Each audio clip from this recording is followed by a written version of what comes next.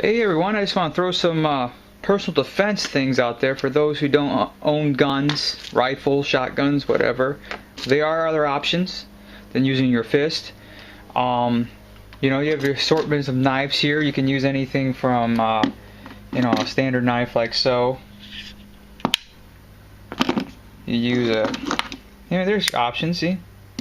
Nice options. You got your different knives. Then you have an asp. Pour that baby out. Nice beat down stick. You know, keep some distance away from you. Pepper spray. This is I use for this for security. There are several types. You know, this is actually the larger can, but generally there's a fog version, which basically fogs out an area for more like in controlled environments like indoors. Or if this is a spray, I opt for the spray because it's doesn't get affected as much if it's used outside. It's not as affected by wind, and I can use it inside as well, and it's more for a direct line of fire. You know, you would have to pull the pin like a grenade to release it, but then it's almost like shooting a super soaker. Once you coat them, I mean, the area is already saturated with it. They'll feel it if they're in the area, and of course, if you get the guy, it gets them pretty good. The other option is just a flashlight. This is a small flashlight I use at night for security, whatever. Has your settings here. This is a pretty good setup here. I don't know if you can adjust the dimness. But it also has a small inlet right here which says strobe.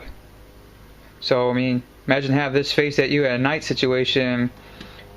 I mean, you could see that can blind you enough that you can get away, you know, knock the person's night vision out and gives you a chance to get away. I mean, just to have that flashing, maybe, you know, pepper spray them, flash them, and if the worst case scenario you got a fight, you can use this to